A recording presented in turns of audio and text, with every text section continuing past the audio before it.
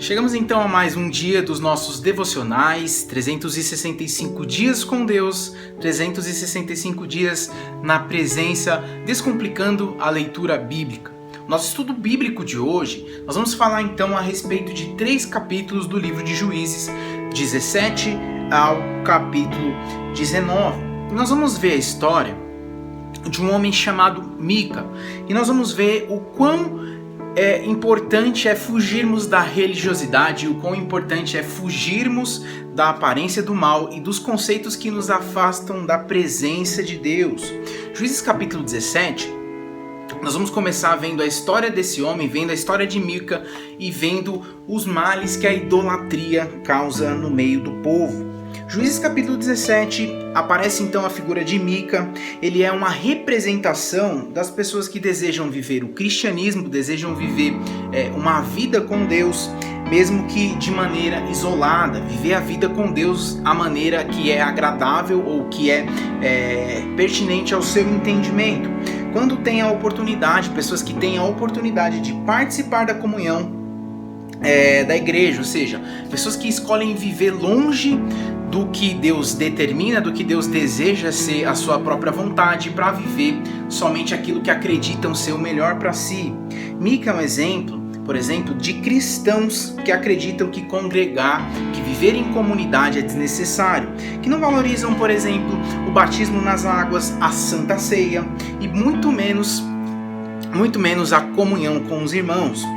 A história de Mica vai nos contar que ele contrata um levita, que ele o sustenta, que ele faz tudo isso para que fosse ele o seu sacerdote e ministrasse sobre a sua vida, trouxesse a presença de Deus, trouxesse a palavra de Deus à sua vida, mas não era essa a ordem que o Senhor tinha para o povo de Israel. Todos deveriam então se reunir em Siló, essa era a vontade de Deus, afinal de contas ele estabelece lá em Siló o tabernáculo para que todo o povo venha congregar naquele lugar. Então, em Siló era o lugar onde ficava o tabernáculo, onde ficavam os sacerdotes e onde também ficavam os levitas. Era para lá que todos aqueles que quisessem cultuar ao Senhor deveriam ir. É para esse lugar que o Senhor desejava que o povo fosse, que os sacrifícios e a sua adoração fosse destinada.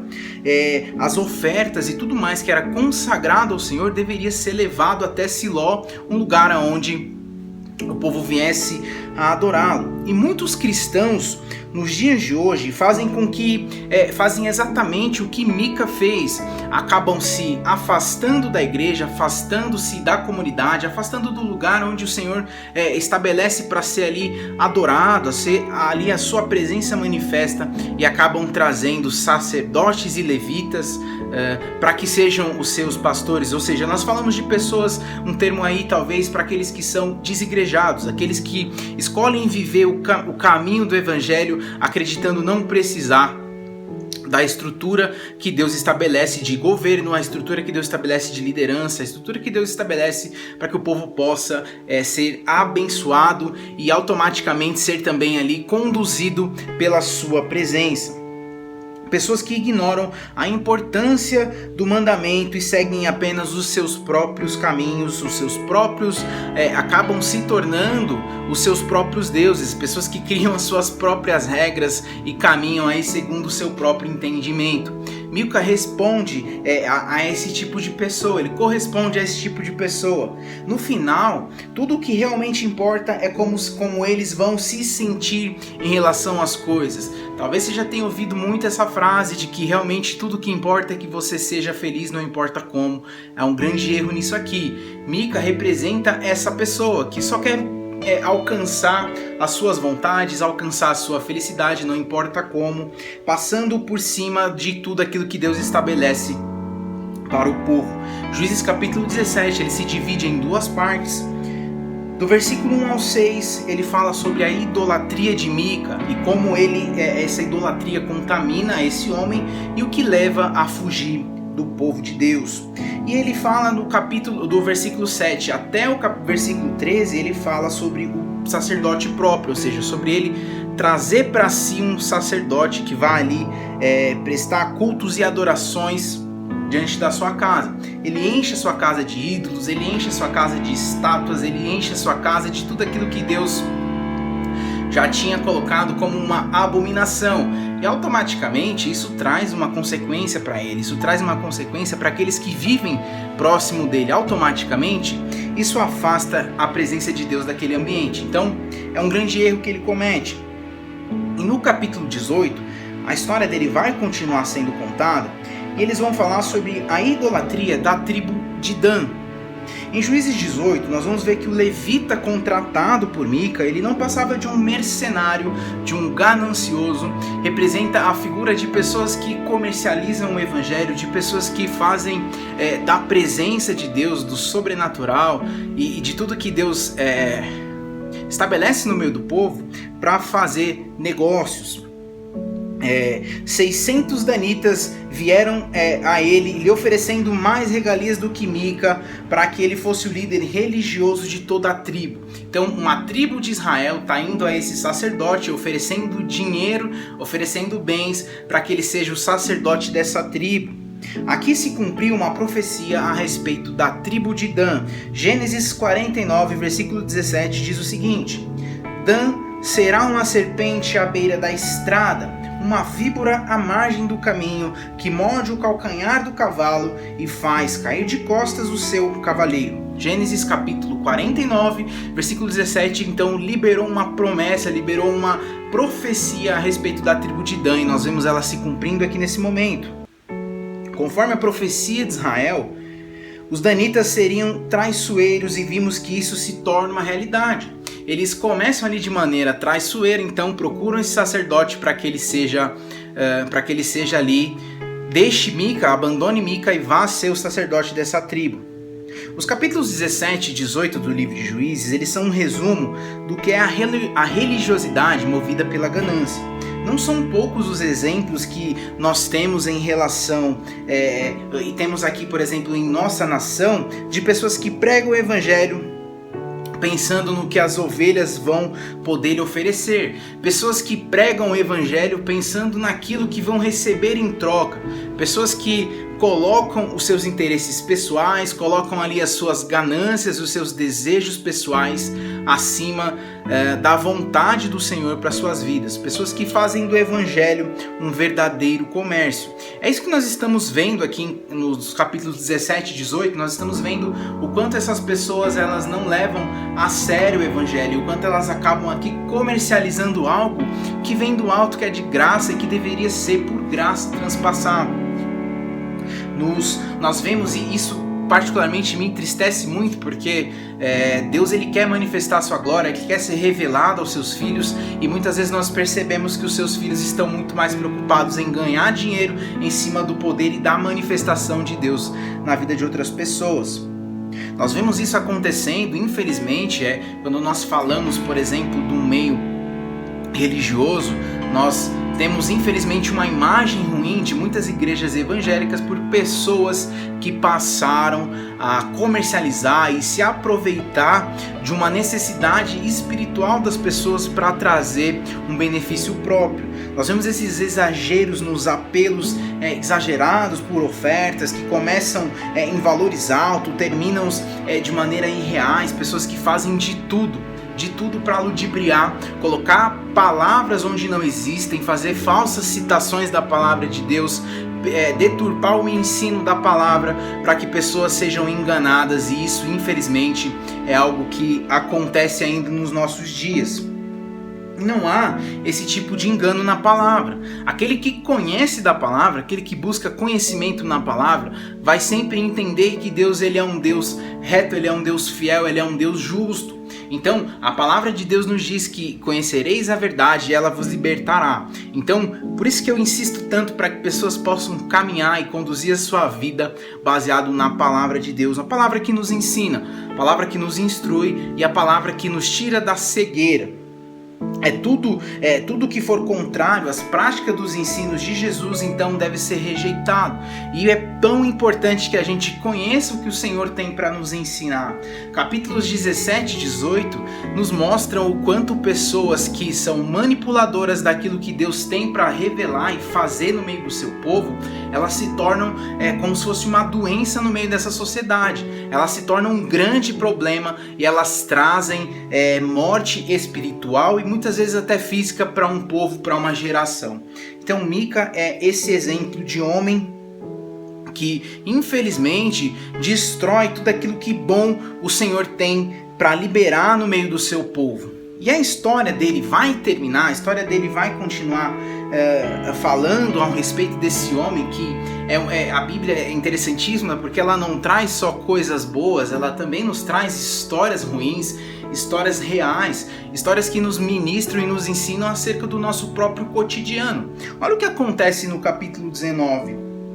Ele vai falar um pouco sobre esse levita que foi levado, sobre esse sacerdote que foi levado para viver ali, e vai falar um pouco sobre a sua concubina. Algumas versões vai taxar essa mulher até mesmo como uma prostituta. Olha o que ele diz em Juízes 19. Nós vamos ver que Israel então continuava a viver sem rumo e a perversidade só crescia em suas terras. Era um povo que, assim como o contexto todo do livro de Juízes, era um povo que vivia caindo em pecados. Eles tinham um resgatador que vinha, trazia ali sobre eles a vingança de Deus por um momento determinado, por uma situação específica, contra um inimigo específico, mas que assim que esse resgatador falecia, assim que esse resgatador morria, então automaticamente eles voltavam a cair no pecado. Aqui então, no capítulo 19, nós vamos ver que o relato de uma mulher que vai ser severamente violentada até a morte, violentada de maneira sexual até a morte. Isso é um dos contextos que infelizmente nós vemos acontecendo também nos dias de hoje. Você abrir os jornais, os noticiários, os programas informativos aí da televisão, você vai ver que esse tipo de crime, esse tipo de absurdo ainda acontece nos dias atuais. Os crimes bárbaros, essas brutalidades que acontecem, elas são originadas lá no pecado, especialmente na maldade humana. Ao ler o capítulo 19, parece que nós estamos lendo páginas aí de jornais policiais, como eu citei. Quando você lê esse capítulo aqui, parece que você está assistindo um desses programas aí que passa na TV aberta durante a tarde. Você vai ver você vai ver coisas absurdas e você vai ficar em choque de ver o que já acontecia naquele tempo. A Bíblia, para mim, ela é o livro mais incrível da humanidade. E aqui ela nos mostra que a maldade que tanto se espalhou pelo mundo durante todo o decorrer das gerações, ela tem a sua origem lá no pecado de Adão e Eva, lá no começo. Então tudo é a origem daquilo que lá atrás foi gerado. Algo que aparentemente era tão inofensivo, algo que aparentemente não era para se preocupar, era somente, eles cometeram um simples erro, vem refletindo, vem reverberando em gerações até que traz essas causas indestrutíveis no rumo da nossa história, no rumo da humanidade. Agora, para vencer tamanha maldade que é natural ao ser humano, a maldade que já nasce dentro de cada um, e aí nós precisamos entender que cada um precisa lidar com ela de alguma forma, precisa dar um rumo para isso dentro de si. Todo mundo nasce com um lado bom e um lado ruim, você precisa escolher a quem você vai alimentar. Nada melhor que uma resposta superabundante no amor de Deus. Não tem como você ser fruto da bondade, fruto do amor, fruto de misericórdia, se você não tem contato com a fonte que te alimenta disso. E a fonte que nos alimenta disso é o próprio Jesus. E essa fonte, ela só vem do próprio Senhor, que ao se entregar na cruz, ao se entregar naquela cruz, Jesus ele foi vítima de uma brutalidade sem limites, mas todo aquele castigo ele deveria ser aplicado a mim e a você. É por causa então desse infinito amor que Jesus veio, que se entregou, que ele nos amou. Ele enviou então, Deus envia então o seu Filho para expiação pelos meus pecados, pelos seus pecados, ou seja, ele assume o nosso lugar. E é somente nessa posição que nós podemos ser livres de tudo que isso acontece. O Juízes capítulo 19, ele é dividido em 4 partes. Ele começa falando aqui do versículo 1 ao 9 sobre esse levita e sobre essa concubina.